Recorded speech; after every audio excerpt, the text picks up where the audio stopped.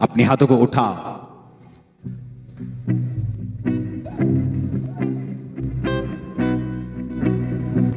खुदा से कहो, आज मुझे पवित्र आत्मा से भरना है और एक ऐसा जीवन पाना है जो पूरी तरह से आत्मिक हो।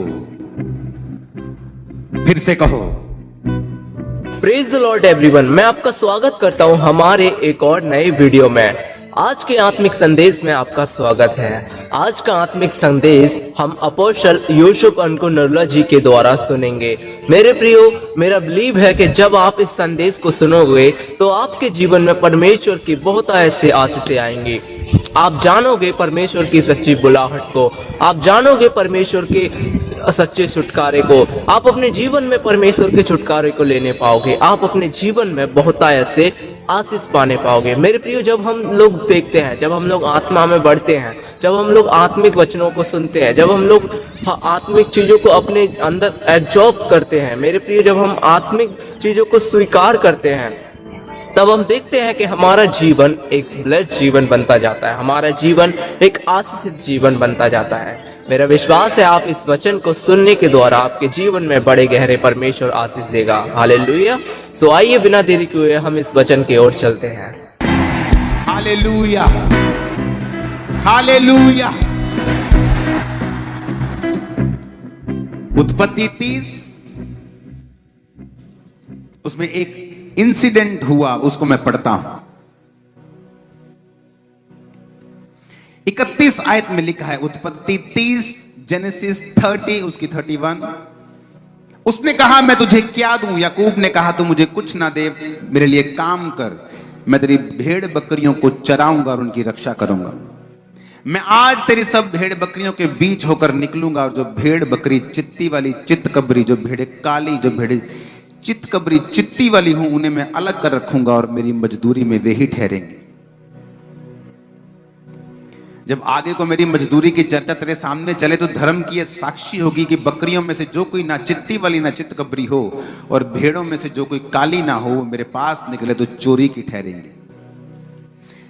तब लाबान ने कहा, तेरे कहने के अनुसार हो। और उसने उसी दिन धारी वाले और चित्तकबरे बकरों और सब चित्ती वाली और चित्तकबरी बकरियों और उनमें से जो कुछ जिनमें कुछ उजलापन था उनको और सब काली भेड़ों को अलग करके अपने पुत्रों के हाथ सौंप दिया।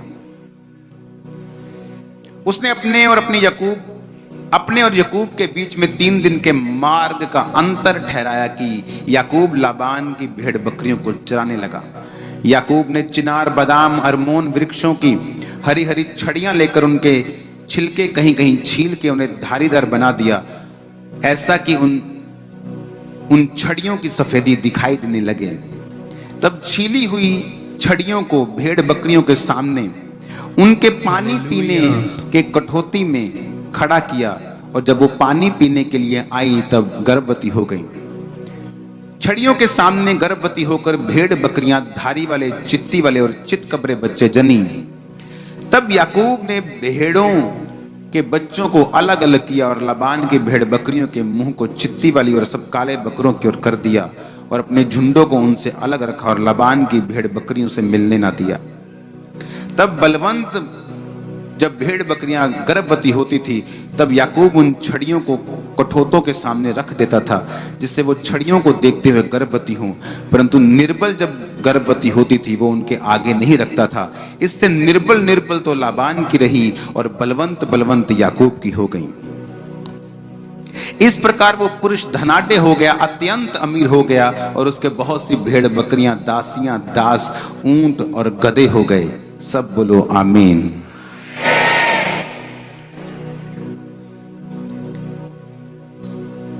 याकूब एक ऐसी सिचुएशन में है जहां पर उसे परमेश्वर का हाथ ही बचा सकता था। लव मैरिज का चक्कर पहले उसने डाल लिया, जो उसका बाप आराम से शादी की और खुदा ने उसकी औरत को भेजा और वो ब्लेस्ड मैरिज में रहे। अपने बाप की गवाही को फॉलो ना करके लव मैरिज को लाइन को फॉलो करने लगा और 7 साल अपनी वाइफ के लिए सेवा की। जब 7 साल बाद भी उसकी बड़ी बहन उसको मिली और 7 साल फिर उसने अपनी वाइफ के लिए फिर सेवा की और फिर जब जाने लगा तो 7 साल भेड़ बकरियों को फिर चराया, और फिर अभी भी उसका जो ससुर था उसको जाने नहीं देना चाहता था। अगर वो जाता तो अब उसकी फैमिली टूटती, उसकी वाइफ्स मानती चाहे ना मानती, उसे कुछ पता नहीं था। एक ऐसी सिचुएशन की याकूब कुछ नहीं कर सकता था, हेल्पलेस था वो, बिल्कुल हेल्पलेस, कि इसमें मैं कुछ नहीं कर सकता हूं, प्रभु ही कर सकता है।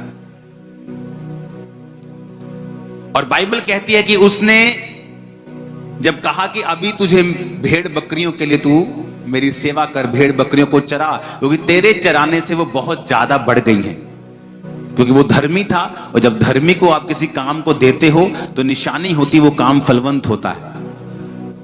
जहां एक करप्ट आदमी, जहां एक व्यभिचारी आदमी को आप कोई काम दोगे वो काम कभी फलवंत नहीं होगा। लेकिन एक धर्मी को जब आप कोई काम देते हो, चाहे वो आपके किसी भी एरिया में क्यों ना हो, चाहे वो स्पिरिचुअल एरिया हो, फाइनेंशियल एरिया हो, एडमिनिस्ट्रेशन हो, आपको हमेशा जो स्पिरिचुअल लोग हैं, जो परमेश्वर की भाषा को समझते हैं, आपको ज्यादा कामयाब मिलेंगे।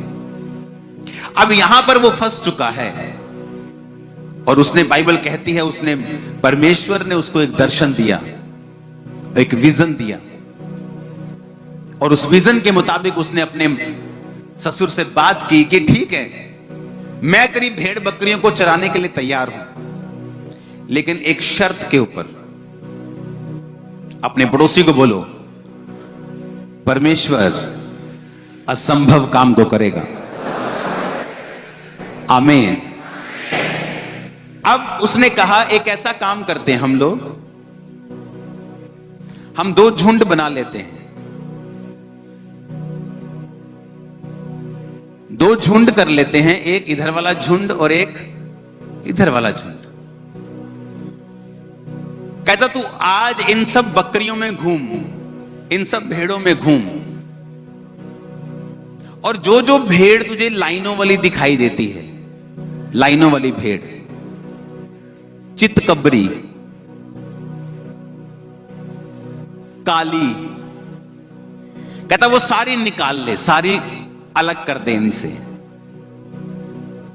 मतलब भूरी भूरी रह गई, काली भी निकाल ले, चितकबरी निकाल ले, डॉटेड निकाल ले, लाइनों वाली निकाल ले, ये सारा जो मसालेदार माल है ना, सारा निकाल ले तू। मेरे को सिंपल सिंपल दे दे, भूरी दे दे, चिट्टी दे दे, और फ्यूचर में, अब मैंने सारी तेरे को भेड़े दे दी, चितकबरी, लाइनों वाली, सब तेरे को दे दी। फ्यूचर में मेरे झुंड में जहां ये एक भी डॉटेड चित्ती वाली बकरी नहीं है, फ्यूचर में अगर ये मेरे झुंड में होगी तो वो मेरी तनख्वाह होगी। उसके मामा ने सोचा, उसके ससुर ने सोचा कि ये तो बेवकूफ है, बकरी पूरी, ओदा घर वाला पूरा, ते न्याणे चितकबरे कित्थों होने? भेड़ वाइट, भेड़ का घर वाला वाइट, तो बच्चे भी क्या होंगे? तो उसने कहा कि ठीक है, अगर जितने चितकबरी, लाइनों वाले, धारी वाले बच्चे तेरे में होंगे वो तेरी तनख्वाह। कहता ठीक है। आमीन, हालेलुया। उसने 3 दिन का अंतर ठहराया कि अगर तू यहां चराएगा, मेरी धारी वाली तेरी भेड़ मिक्स ना हो जाए तुझमें, तो मेरे बच्चे 3 दिन के मार्ग में चराएंगे। तू यहां चराएगा जलंधर में, तो मैं लुधियाने में चराऊंगा। उसने कहा ठीक है, सौदा हो गया, सब फाइनल हो गया। याकूब ने एक दर्शन देखा। उसने दर्शन देखा कि जो बकरियां गर्भवती हो रही हैं वो चित्तीदार बच्चों को पैदा कर रही हैं। सुनो, अब उसने क्या किया, पानी वाली जगह के ऊपर बादाम और 3 वृक्षों को छील के उनको चित्तीदार बना दिया। और जब बाइबल कहती है कि जब कोई मजबूत भेड़, जब कोई बलवंत भेड़ गर्भवती होती थी तो वो पानी पीने उनको वहां लेके आता था जहां बादाम की और सब पेड़ों की छड़ियां छीली हुई हैं। जब कमजोर गर्भवती होती थी वो उनको छड़ियों को उनके सामने नहीं रखता था।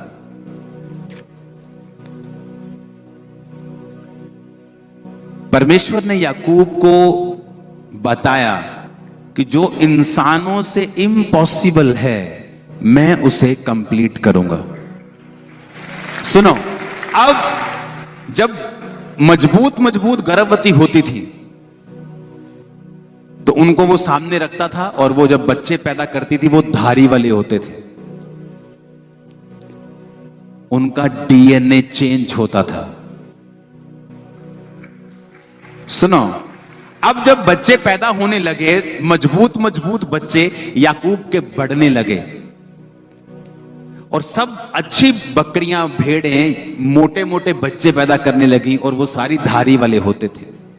और जो कमजोर बकरियां थी वो जो बच्चे पैदा करती थी वो उन्हीं के जैसे होते थे, लाल भूरे होते थे, लेकिन वो कमजोर होते थे। जब दिन बीतते गए, साल बीतते गए, याकूब एक अमीर इंसान बन गया और परमेश्वर ने उसको छुड़ाया। सुनो, एक लड़की बिगड़ गई, मां क्रिश्चियन और बिगड़ गई। इतना बिगड़ गई कि अपने पिता के दोस्तों के साथ और अपने भाई के दोस्तों के साथ भी वो गलत थी। घर में लड़ाई हुई, घर छोड़ के चली गई। मां गई पास्टर के पास और पास्टर को बोला, पास्टर जी प्रार्थना करो मेरी बेटी मर जाए, क्योंकि मेरी बेटी हमारे लिए एक बेइज्जती का कारण बन चुकी है, प्रेयर करो मर जाए। उसने कहा तू ऐसा क्यों कह रही है? उसने कहा प्रार्थना करो ये मर जाए, हमारे लिए मर चुकी है, वो घर नहीं आती, हमने निकाल दिया, मर जाए वो। उसने कहा चल मेरे सामने बैठ। वो बैठी और उसने कहा एक दर्शन देख कि तेरी बेटी सफेद कपड़ों में है और वो प्रचार कर रही है, और एक दर्शन देख और प्रार्थना कर। हालेलुया। सुनो, वो रोज दर्शन देखने लगी कि मेरी बेटी व्हाइट कपड़ों में है और प्रचार कर रही है, व्हाइट कपड़ों में है और प्रचार कर रही है। एक दोपहर को दरवाजे पे कोई नॉक करता है, उसकी बेटी अंदर आती है और जैसे ही मां दरवाजा खोलती है, वो उसके लिए प्रार्थना कर रही थी तो वो उसको गले लगा लेती है और वो रोने लग जाती है और वो कहती है कि मैं गाड़ी के नीचे आके सुसाइड करने जा रही थी, मेरे अंदर से आवाज आई कि अपनी मां को मिल एक बार। तो जब मैं आ रही थी मुझे ये था कि अगर मेरी मां ने मुझे स्वीकार नहीं किया तो मैं सुसाइड कर लूंगी। लेकिन जब वो अंदर आई, उसकी मां प्रार्थना कर रही थी विजन के साथ, दर्शन देखते हुए।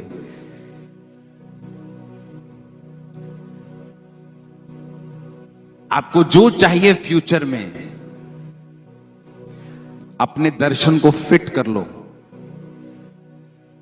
और जब आप प्रार्थना में बैठते हो, परमेश्वर को बोलो प्रभु ऐसा होने दे जो मैं देख रहा हूं।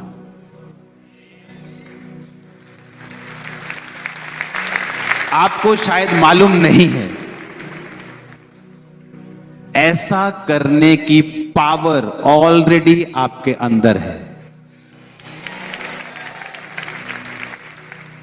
ऑलरेडी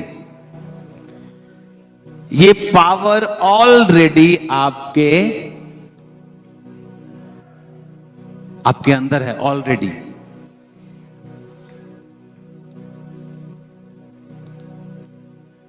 आप कहां जाना चाहते हैं? कैसी सेवकाई चाहते हैं? मैं जैसी सेवकाई को देखता था दर्शन में और गैर भाषाएं बोलता था, वैसी कुछ ही महीनों में मेरे सामने होती थी। एग्जैक्ट, बिल्कुल वैसा ही वैसा। जितने लोग मैं दर्शन में देखता था और प्रेयर करता था, वैसा होता था। क्योंकि जब मैं ये जगत पैदा नहीं हुआ था, हम परमेश्वर की इमेजिनेशन में थे। कहां थे हम? परमेश्वर के दर्शन में थे हम ओरिजिनल नहीं थे। कहां थे? परमेश्वर के विजन में थे। हम असली तो नहीं थे। कहां थे? परमेश्वर के विजन में थे। उसने दर्शन देखा, इंसान ऐसा होना चाहिए, पृथ्वी ऐसी होनी चाहिए, पेड़ ऐसे होने चाहिए, जंतु ऐसे होने चाहिए, समुद्र ऐसा, पानी ऐसा होना चाहिए। और लिखा फिर उसने कहा उजाला हो जाए। लेकिन पहले वो कहां था? उसके विचारों में, उसके दर्शन में।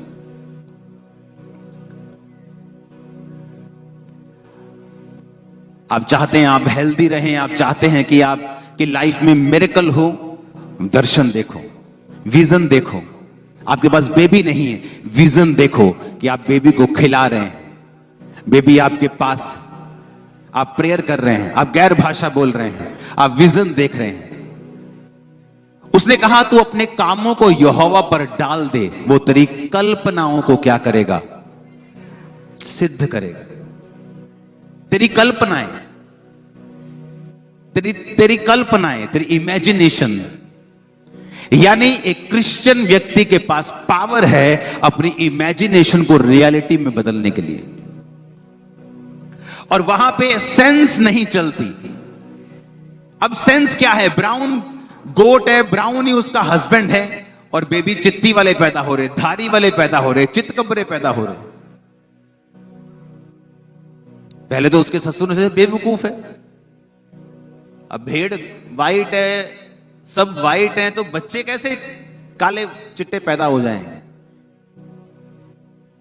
लेकिन उसने कुछ देखा था।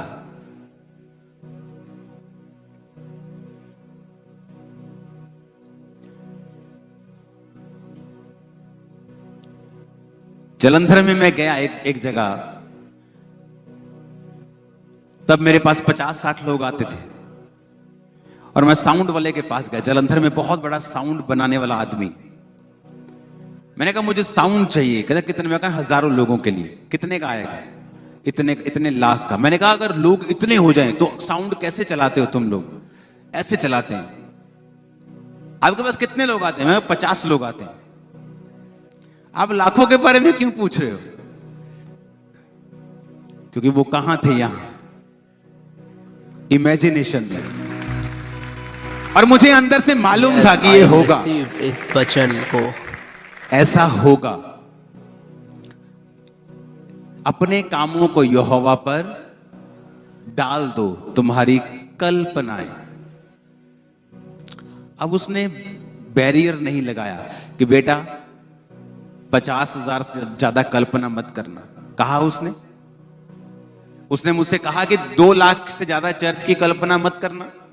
नहीं कहा। हम परमेश्वर के बच्चे होने के बावजूद भी अपनी कल्पनाओं और इमेजिनेशन को बड़ा नहीं करते हैं। हम बड़ा नहीं सोचते हैं, बड़ी सोच के मुताबिक प्रार्थना नहीं करते हैं। उसने इम्पॉसिबल किया, देखो।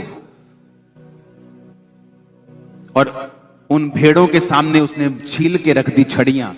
जब वो देखती गई वैसे ही होता गया।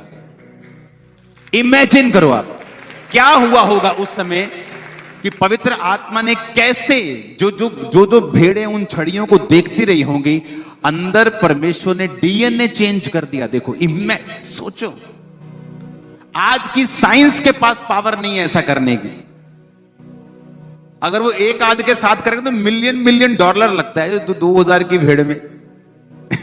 हालेलुया। आपने यहाँ तक वचन सुना, ये बहुत अच्छी बात है। आप यहाँ तक वीडियो में रुके रहे, वचन को सुनते रहे, ये बहुत आत्मिक बात है मेरे प्रियो। इससे आगे भी आप और ज्यादा गहरे भेदों को, परमेश्वर के गहरे भेदों को समझने पाओगे। आप और ज्यादा अपने जीवन में खुदाबंद की आशीष से लेने पाओगे। आप ऐसे ही रेगुलर इस वीडियो को वॉच करते रहें, क्योंकि इसके आखिरी में आपको बहुत ज्यादा परमेश्वर के आत्मा से भरे हुए वचन मिलने पाएंगे। हालेलुया। कि तुम कर भी लोगे 2000 की भेड़ है तो 9 करोड़ तुम ऊपर लगा दोगे उसके। और परमेश्वर एक एक भेड़ को फ्री में कर रहा है। हालेलुया, परमेश्वर की महिमा हो। सिंगल भेड़ को। और जो उसने नहीं किया कि जब कमजोर गर्भवती होती थी वो उनको पानी के सामने नहीं लेके आता था, उस पानी के सामने जहां पर वो छड़ियां छीली हुई पड़ी तो वो नहीं होती थी। आपके पास पावर है बाहर आने की। परमेश्वर की प्रेजेंस में बैठो, विजन्स को देखो, दर्शनों को देखो, अपने माइंड को उसकी उसकी जो उसको चौड़ा करो, थोड़ा उसे बड़ा करो, उसे परमेश्वर को समझो। उसने आपको पावर दी है इमेजिन करने की, और उसे पूरा करने की ताकत भी पवित्र आत्मा के द्वारा उसने आपको दी है। अगर आप भी नहीं देखेंगे, अगर आप भी नहीं एक्सपेक्ट करेंगे, तो परमेश्वर कैसे करेगा? उसने आपको पावर दी है, उसने आपको इमेजिनेशन की पावर दी है। आप परमेश्वर की प्रेजेंस में बैठे हैं, आप इमेजिन कर रहे हैं, परमेश्वर मैं ये दर्शन देख रहा हूं, मैं ये विजन देख रहा हूं। आप बैप्टाइज हैं, आपने प्रार्थना की है, आप टाइदर्स हैं, आप पूरी तरह से परमेश्वर में चल रहे हैं, अपने आप को पूरी तरह से परमेश्वर के हाथों में आपने सौंप दिया है, अपने कामों को परमेश्वर पे डाल दिया है। कोई कंडीशन नहीं है, तू चंगा करेगा तो मैं आऊंगा, नहीं करेगा, सब कुछ आपने परमेश्वर के हाथों में सौंप दिया है, अपने कामों को यहोवा पर डाल दिया है। उसने कहा तेरी कल्पनाओं को मैं सिद्ध कर दूंगा। जो तेरी कल्पना में है, जो तेरी इमेजिनेशन में है, मैं उसे सामने रख दूंगा। आपको रिजेक्ट किया गया, आपकी बेइज्जती की गई, इमेजिन करो कि दुनिया आपकी इज्जत करेगी। इमेजिन करो, एक्सपेक्ट करो, सोचो, उन दर्शनों में उनको रखो। देखो फिर क्या होता है, देखो फिर क्या होता है।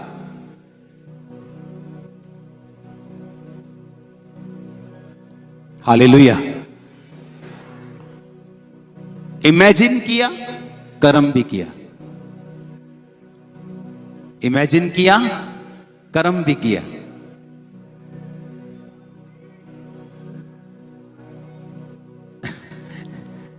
ये इस तरह की आवाजें आएंगी आपको, डोंट वरी। अपने पड़ोसी को बोलो इमेजिन करो और कर्म भी करो। फिर से कहो और कर्म भी करो। तो जो तुमने इमेजिन किया है वो पूरा होने वाला है। आमीन। ऊंचाई आशीष हमारी। Hallelujah, hallelujah. मैंने इमेजिन किया, जब इमेजिन किया, प्रार्थना की, उस हिसाब से मैंने कर्म भी किया। एक दिन प्रार्थना करते वक्त, आज से 17-18 साल या 15 साल की ये बात होगी, प्रेयर करते हुए परमेश्वर का आत्मा मुझे दिखा रहा है कि इस जगह को तू बड़ा कर, एक्सपेंड कर। और मैं विजन देख रहा हूं, परमेश्वर ऐसा कर रहा है और मेरी लाइफ में ऐसा हो रहा है। और सडनली मैं उठा और रात के 3-4 बजे मैंने अपनी टीम को बुला लिया। मैंने कहा मुझे ये टेंट डबल चाहिए। कहते ये बांस बड़े करने पड़ेंगे, गर्मी है, ये करना पड़ेगा, वो। मैंने कहा कुछ भी करो, ये करो। महीनों में हम डबल होते थे, महीनों में, जस्ट मंथ्स, बूम। जब वो आपकी स्पिरिट में आ गई, एक बार आपने स्पिरिट में कैच कर लिया उसको, और संसारिक व्यक्ति इसको कैच नहीं कर सकता क्योंकि उसकी आत्मिक आंखें बंद हैं। आप बहुत टीवी देखते हैं, आप बहुत ज्यादा मोबाइल के साथ जुड़े हुए हैं, आप माफ नहीं कर सकते, आप लोगों की बातें करते हैं, आप बहुत चुगलीखोर हैं। परमेश्वर आपको इमेजिनेशन नहीं देता, वो आपको देता ही नहीं है। वो चीज आपकी स्पिरिट में आती नहीं है। आप पाप में हैं, आप व्यभिचार में हैं, वो आपको खोलता ही नहीं है। वो उस जगह आपको पहुंचने ही नहीं देता है। क्योंकि जो दर्शन भी आपको आते हैं वो भी परमेश्वर के द्वारा प्री प्लान्ड होते हैं। जिस काम के लिए परमेश्वर ने आपको चुना होता है, वचन कहता है जिस काम को करने के लिए तुम रचे गए हो, जो परमेश्वर ने जगत की उत्पत्ति से पहले ठहराया हुआ है कि तुम ये काम करोगे। ये भी तुम्हें बता दूं, अगर जो आज मैं ये काम कर रहा हूं, ये जगत की उत्पत्ति से पहले ठहराए गए थे, मैं करूंगा। मैं उसे कैच कैसे करूंगा? स्पिरिट में आके। जो स्पिरिचुअल चीजें हैं, मैं आत्मा में चलूंगा तो मैं उसे कैच करूंगा। परमेश्वर ने मेरे लिए क्या रखा है, जब मेरे को वो कैच हो जाता है कि प्रभु ने मेरे लिए ये रखा है, उसके अनुसार मैं प्रार्थना करता हूं। प्रार्थना करने के बाद उसके अनुसार कदमों को उठाता हूं और रियलिटी मेरे सामने होती है। आप एक बिजनेस की आशीष मांग रहे हैं, फाइनेंशियल आशीष मांग रहे हैं, अपनी चर्च की बढ़ोतरी मांग रहे हैं, प्रभु आपको दर्शन देता है, लेकिन आपका बोना 0 है, वो दर्शन कामयाब नहीं होगा। आपकी प्रेयर लाइफ कम है, आप नहीं उन चीजों को पा पाएंगे, क्योंकि उन दर्शनों को हासिल करने के बाद आपको प्रैक्टिकल कदम उठाने होते हैं कि वो दर्शन पूरे हो सके। हालेलुया।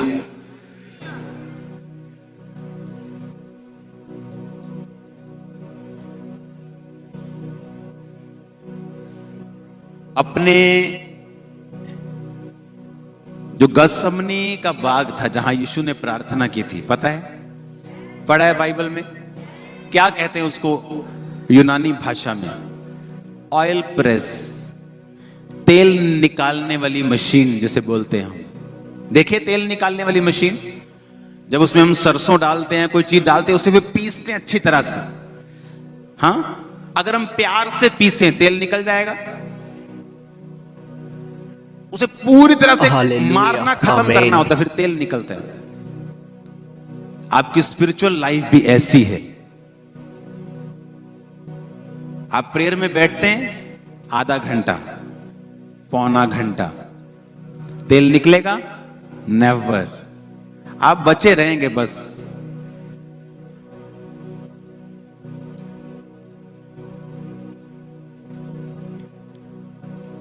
मैं अपने स्पिरिचुअल फादर के पास, उन्होंने कहा तुझे आज डिसाइपल के साथ जाना है और प्रेयर करनी। मैंने कहा ठीक है जी। मैं चला तो गया, मैं खुद भी प्रेयर बड़ी करता था, 6-7 घंटे रोज की प्रेयर थी, लेकिन भाई साहब जो मैंने वहां किया वो मैंने पहले कभी नहीं किया था। हम अंदर गए, किसी ने कुछ खाया नहीं, जस्ट पानी वगैरह पिया, और हर 2 घंटे के बाद हम आधा घंटा घूम घूम के प्रेयर कर रहे हैं। चलो दिन में तो हो जाता है, आधा घंटा प्रेयर की मेरे को 6-6 घंटे करने की आदत है, चल जाएगा, लेकिन जब रात होती है तो आप सो नहीं सकते। फिर रात को आपको वही पैटर्न में 2 घंटे 1.5 घंटा रेस्ट करनी है, फिर प्रेयर करनी, 2 घंटे रेस्ट, फिर प्रेयर। कुछ खाना नहीं, आपको 2 टाइम वो एक कोल्ड ड्रिंक छोटी सी या पानी पी लो देते थे, 2 टाइम, सुबह और शाम को 5 बजे। तो वो भी किसी की इच्छा होती थी कि वो नहीं पीता, वो सिर्फ पानी ही पीता था। लेकिन 24 घंटे बाद जब हम उस प्रार्थना के कमरे से बाहर निकलते थे, एक होता है कि वचन से जानना कि आप शैतान को डांटोगे वो भाग जाएगा, एक होता है कि आपको प्रैक्टिकली पता होता है कि तेरी ऐसी की तैसी शैतान तू आ जाओ।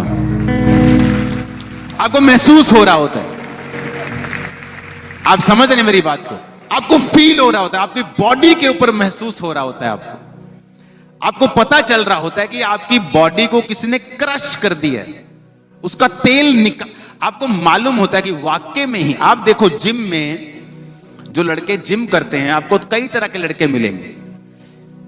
आपको अगर बॉडी बिल्डर चाहिए, मसल पूरे नजर आ रहे हैं, वो होंगे जो एक्स्ट्रा डिसिप्लिन्ड है, जिनको रोज जिम करना है, रोज जाना है। कुछ तो फिट होने के लिए जाते हैं, जिम गए फिट रहना है हमें बस, लेकिन जिनको रिजल्ट लेना है उनको एक्स्ट्रा डिसिप्लिन में रहना पड़ता है। स्पिरिचुअल लाइफ सेम है। आप लगातार घंटों प्रार्थना करो रोज, जो आप बाइबल में पढ़ते हो ना, आप उसे फील करने लग जाओगे रियलिटी में। अदरवाइज आप बाइबल में जो पढ़ते हो, आप पढ़ोगे, विश्वास भी करोगे, लेकिन आपको फील नहीं होगा प्रैक्टिकली। जब उस रूम से हम बाहर निकलते थे ना 24 घंटे की, क्योंकि सोया नहीं कोई भी, अगर कोई सोता था 1-1.5 घंटा, मान लो रात को सो भी गए तो वो जगा देते थे, उसके बाद की प्रार्थना का समय हो गया। तो बॉडी आपकी ऐसा कच्ची बॉडी होती थी बिल्कुल, कि क्या सो भी नहीं पा रहे हैं, प्रेयर पे प्रेयर, प्रेयर पे प्रेयर। फिर ये नहीं कि रात है वो आराम से प्रेयर करेंगे, रात को तो और तेज चल के पूरी वर्शिप के दौरान इंग्लिश में वर्शिप करते।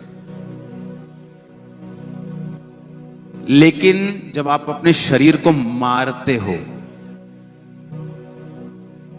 आप फिर फील करते हो कि जो अथॉरिटी परमेश्वर ने बाइबल में शैतान के ऊपर मुझे दी है, आप उसे फील करने लगोगे। फीलिंग कैसी होती है, आपको मालूम हो गया कि अच्छा ये है अथॉरिटी अंदर से।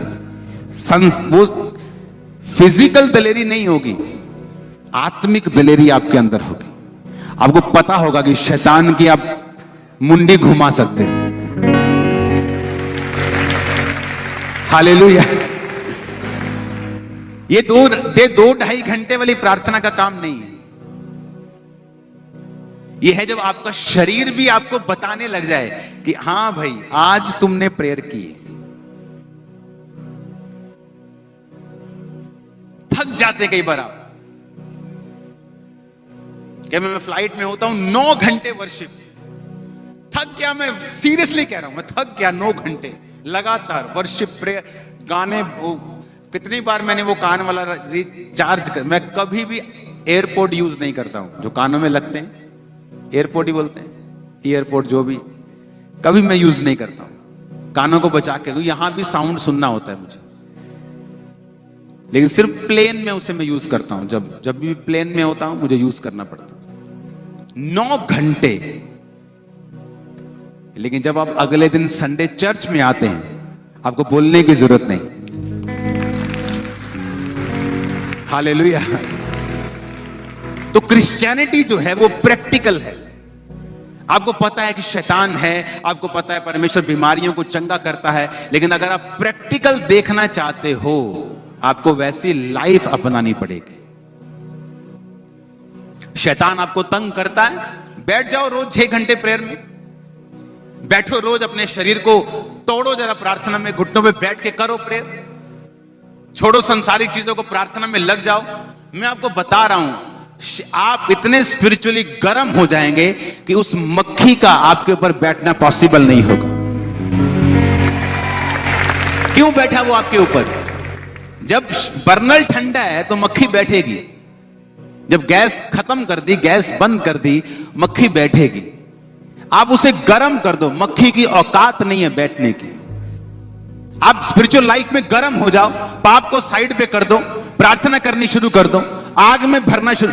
कितनी देर तक रहेगा? शैतान नहीं रह सकता गर्म आदमियों में, नहीं रह सकता, वो रह ही नहीं सकता। आपकी प्रेयर भी 0 है, आपकी प्रार्थना 30 मिनट की है, आपकी प्रेयर 1 घंटा भी नहीं है। आपको लड़ना शैतान से, वो शैतान जो 40 साल से आपका पीछा कर रहा है, जो सदियों से आपके पीछे चल रहा है, जो परिवार से आपके पीछे चल रहा है, आपको उसको हराना है 30 मिनट की प्रेयर से। आपकी प्रार्थना चाहे 30 मिनट की भी ना हो, शैतान आप पे अटैक नहीं कर सकता। लेकिन मैं उन लोगों की बात कर रहा हूं जो इससे ऑलरेडी जूझ रहे हैं। मेरी बात समझ रहे हो कि नहीं? जो इस बीमारी से, शैतानी आत्मा से जूझ रहे हैं।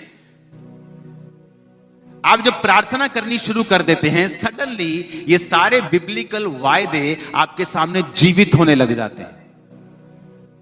जो सिर्फ बाइबल में आपने पढ़ा, वो आपके सामने आपको जिंदा जिंदा सा लगेगा।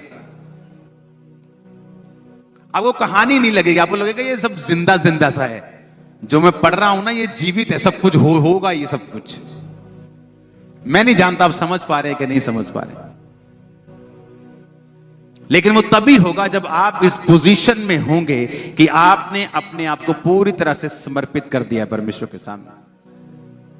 और मैं नहीं जानता मैं आज आपको पास्टरों वाला वचन क्यों दे रहा हूं। कुछ तो होगा आज। आमीन। हालेलुया। सडनली आपके विजन चेंज हो जाएंगे, आपकी सोच बदल जाएगी, आपका डर खत्म हो जाएगा, शैतान का जो अटैक है वो खत्म हो जाएगा। आपको मालूम होना शुरू हो जाएगा कि हां, वाकई में ही जो मैंने पढ़ा है, जो मैंने सुना है, वो वाकई में होता है। आपको अंदर से महसूस होगी ये चीज। परमेश्वर की स्तुति हो। ऊंची आवाज में कहो हालेलुया।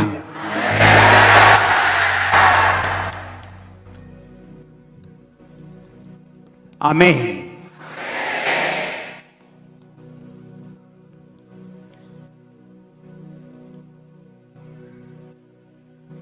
सबसे बड़ी फाइट आपकी शैतान से नहीं है, आपके शरीर से, उसके बाद फिर शैतान से। जिस दिन आपने शरीर वाली फाइट जीत ली, अब शैतान वाली उसी दिन जीत जाओगे। ये फाइट शरीर से है आपकी। जब शरीर जीत लिया, शैतान को पता है ये आदमी बिना शरीर को जीते मुझे कमांड कर रहा है। उसे पता है आपकी स्पिरिचुअल लाइफ क्या है। जिस दिन आप शरीर जीत लोगे, शैतान को जीत लोगे, वो आपको निकम्मा लगेगा, छोटा लगेगा, बौना लगेगा। हालेलुया।